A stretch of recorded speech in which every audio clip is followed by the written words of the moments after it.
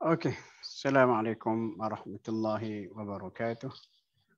Uh, Pertama sekali kita panjatkan syukur kehadirat Allah Subhanahu wa taala kerana memberikan peluang kepada kita hari ini untuk bertemu lagi dalam sesi kita kata Madrasah 20 minit Mursyid. Dan seperti biasa slot saya ni, alhamdulillah kita akan bincang ataupun bedah buku, iaitu buku Perang Gerila dengan Syaitan. Buku ni, Perang Gerila dengan Syaitan.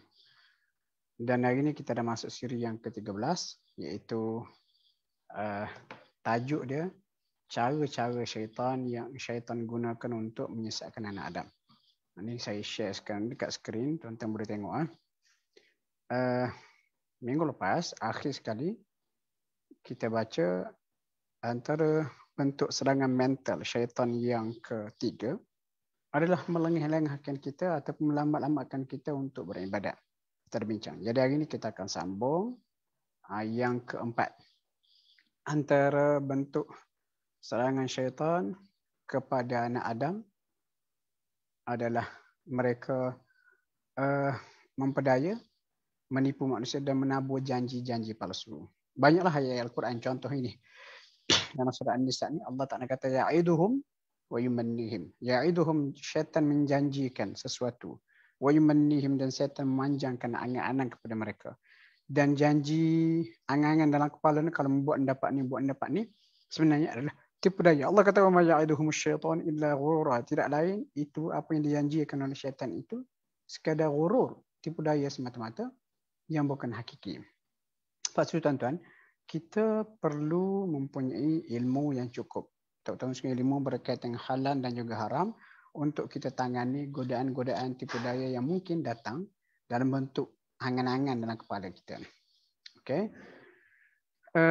Dan sebenarnya ayat seperti ini, kata tipu daya setan ni banyak disebut dalam Al-Quran. Antara contohnya ayat ni. Surah Al-An'am, surah Al-Isra dan sebagainya. Sebenarnya bahkan di dunia ni kita tak boleh berinteraksi, kita tak boleh tahulah pengakuan setan yang dia menipu kita tu. Tapi perkara ini akan kita dengar sendiri. Waliyadzubillah. Bukan kita, ahli neraka dengar.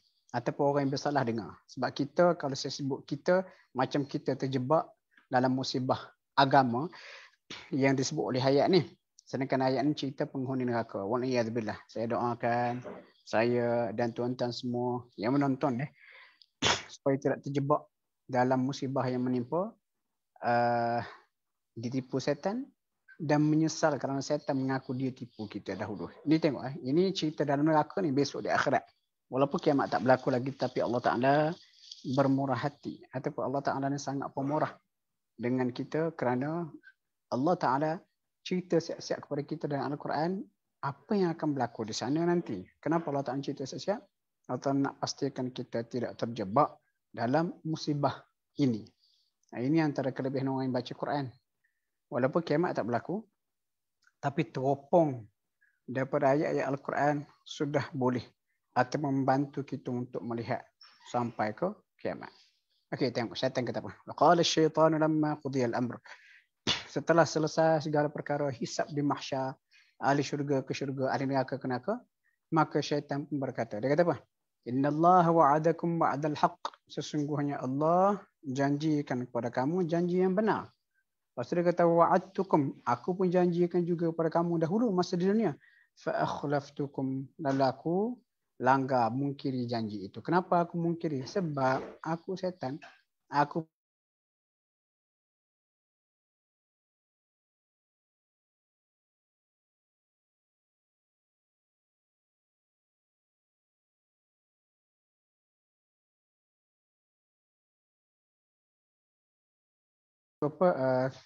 disebut ni, ayat ni panjang lah. Besok di mahsyar, apa berlaku di akhirat besok.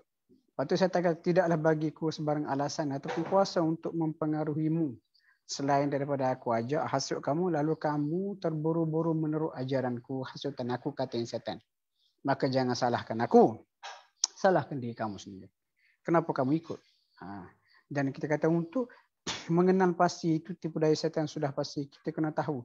Kita belajar dalami agama, nas-nas agama banyak yang boleh membantu kita penghayatan supaya kita boleh selamat daripada tipu daya setan. Okey, bukan sakit itu dalam ayat lain, walaupun ayat ni nas ni ada sebahagian ulama mengatakan cerita ni tidak sahih. Cerita ini tidak sahih. Contohnya dalam sebuah riwayat ada disebut dalam perang Badar, Iblis menjelma dalam rupa seorang lelaki yang bernama Suraqah bin Malik. Dia ni ketua Bani Mudlish. Kalau ikut cerita tu, walaupun apa, tak pernah saya cerita dulu, nanti kita akan tengok ulasan bagaimana kalau kita terima riwayat itu ataupun kita tolak riwayat itu.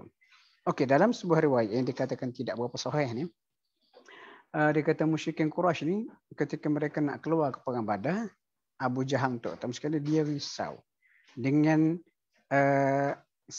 kabilah Bani Mudlish, yang mana ketua kabilah Bani Mudlish itu adalah Suraqah bin Malik. Sebab apa dia risau? Sebab orang Mekah ada buat kes. Jadi mereka bimbang kalau mereka keluar daripada Mekah dengan lelaki-lelaki yang berjumlah 1,000 orang tu, Mekah akan dibiarkan kosong dan dibimbangi Suraqah bin Malik akan masuk buonar di Mekah. Sebab tak ada orang lelaki ni. Jadi Iblis nak pastikan perang Badar tu berlaku. Iblis pun menjelma dengan setan-setan yang lain, pengikut-pengikut dalam rupa lelaki Bani Mudlish. Iblis menjelma dalam rupa Suraqah bin Malik. Dia pergi ke Mekah, jumpa Abu Jahal, dia kata, jom kita join. Jadi dalam perang tu, Iblis menjelma secara fizikal. Masuk dalam perang Badar, lepas tu bila Iblis melihat tentera malaikat yang begitu ramai ni, tentera malaikat ramai bersama dengan umat Islam, dia pun lari lintang pukang. Cuma apa yang kita nak sebutkan di situ, Iblis pada masa itu dia kata apa?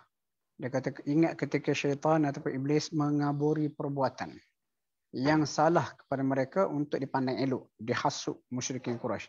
Lantas menghasut mereka dengan berkata, pada hari ini, hari perang Badar, tak ada siapa pun dalam kalangan umat manusia yang dapat mengalahkan kamu, wahai Mekah. Sebab kamu ni ramai 1,000. Sesungguhnya aku pelindung dan penolong kamu. Lepas Allah Ta'ala kata, maka apabila kedua angkatan tentera Islam dan juga musyrik bertembung, saling bersemuka, nak berperang ni. Syaitan mundur ke belakang, dia kata aku lepas diri. Kenapa? Aku melihat apa yang kamu tak lihat. Katanya Iblis melihat malaikat berada di pihak tentera muslimin. Aku takut kepada Allah. Dan selepas perang itu berlaku, musyrikin Quraisy mengalami kekalahan. Lepas tu orang di pihak musyrikin Quraisy, dia letakkan kesalahan itu antaranya kepada Suraqah bin Malik. Sebab dia kata Suraqah bin Malik, ketika perang nak bermula, dia yang beria-ia hasut ataupun membakar ataupun mengapi-apikan siapa? Orang Mekah. Tapi bila perang tu berlaku, dia lari lintang pukang. Jadi ceritanya sampai kepada Suraqah bin Malik. Suraqah bin Malik kata, aku tak pernah terlibat dalam perang ni. Lalu turun ayat ni, jadi jelas kepada semua penjelasan, rupanya yang datang itu bukan Suraqah tetapi Iblis ataupun syaitan. Ini satu riwayat. Dan riwayat ini kalau kita perhati memang disebut dalam tafsir Ibn Kathir. Walau bagaimanapun ada mana ada buku tu? Ada kajian yang dihasilkan oleh para ulama mengatakan riwayat itu tidak sahih. Riwayat itu tidak sahih. Kenapa? Okey. Tak apa. Tak sebab nak cari. Cuma dia kata riwayat ini tidak sahih. Kalau kita kata riwayat ini tidak sahih, lalu kita ambil literally pada ayat ini boleh juga kita katakan tanpa penglibatan Iblis secara fizikal. Ini sekadar hasutan dalam kepala. Maksudnya bila Abu Jahal nak berperang tu, ramainya kita tak kalah dari ni. Lepas tu bila bertembung, tengok Iblis ataupun syaitan tanpa penjelmaan fizikal pun melihat tentera muslimin tu ramai dengan bantuan malaikat dia lari lintang pukang. Jadi itulah kita kata pandangan. Tapi nak ceritanya apa? Prinsip sebalik ayat ini nak cerita hasutan, tipu daya, panjangkan angan-angan itu memang antara satu kita kata senjata yang digunakan oleh Iblis, syaitan untuk merosakkan anak Adam. Sama juga syaitan duk hasut ni. Hasut dengan kekayaan yang tidak kesudahan kepada orang kaya yang jahat. Ini kita tengok dalam cerita surah Al-Kahfi. Dia kata syaitan juga memberi janji palsu kepada orang kaya dengan kekayaan yang sama di akhirat kelak. Ni kita boleh tengok dalam surah Al-Kahfi, surah yang ke-18 ada beberapa kisah ataupun cerita. Antara cerita yang kedua disebut kisah seorang lelaki yang kaya. Dia kaya dan dia sombong. Dia kaya dan dia sombong. Lepas tu bila dia menunjuk kekayaan dia kepada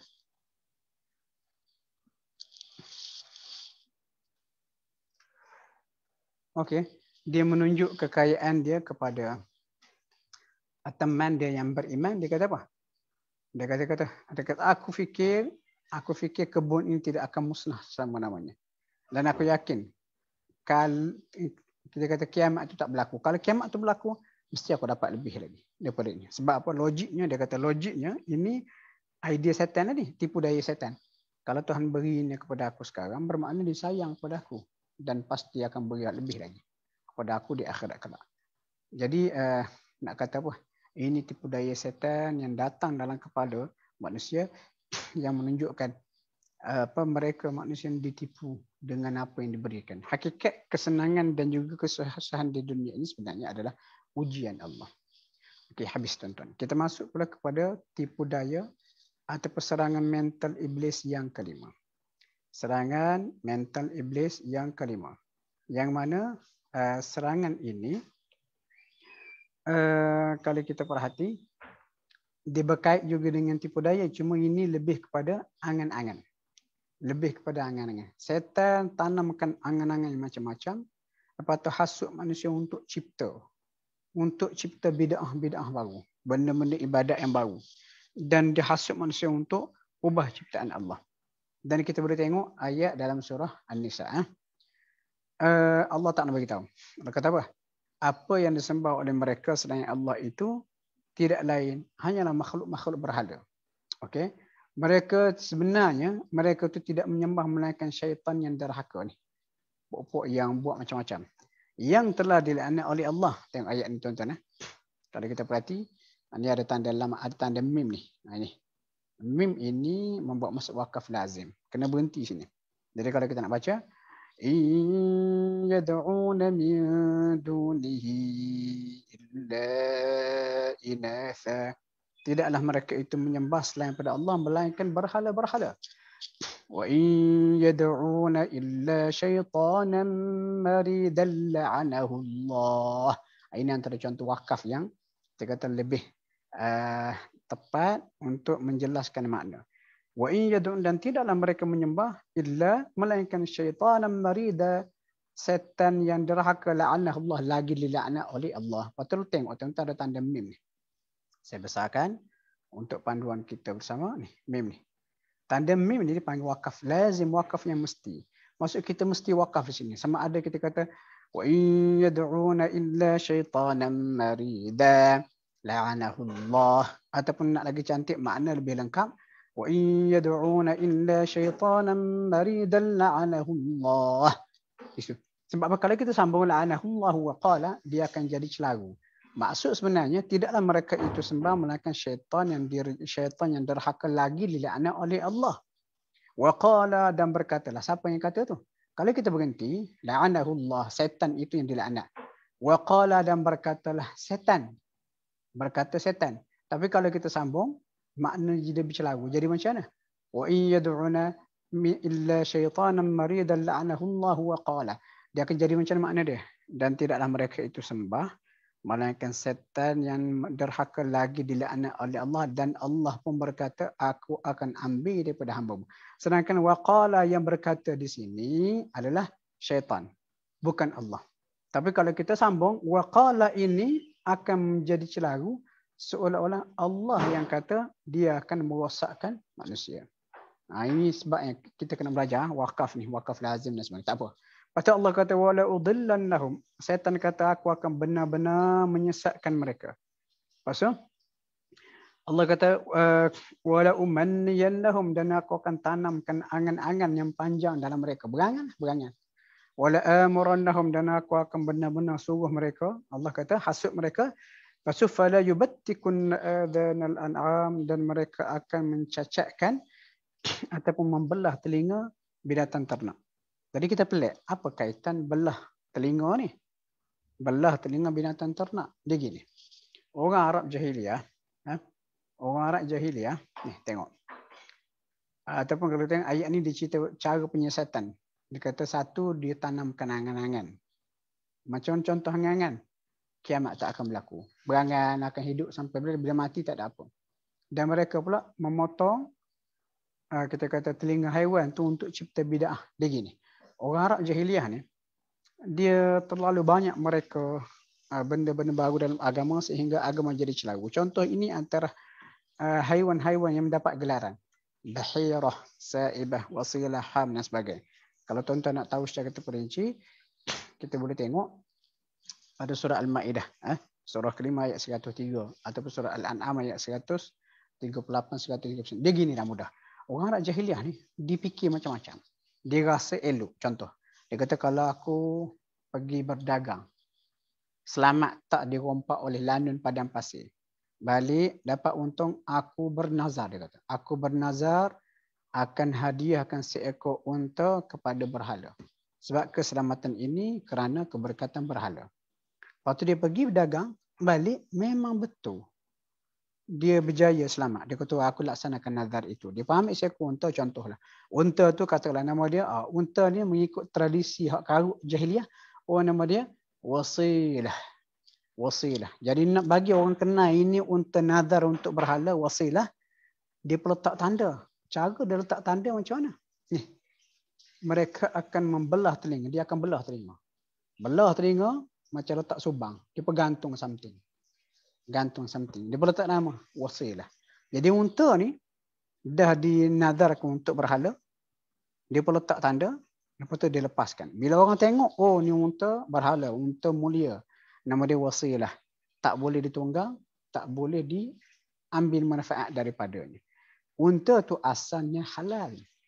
Tetapi menjadi haram. Dan ini satu tindakan yang biadab, mencabar kuasa Allah. Sebab apa?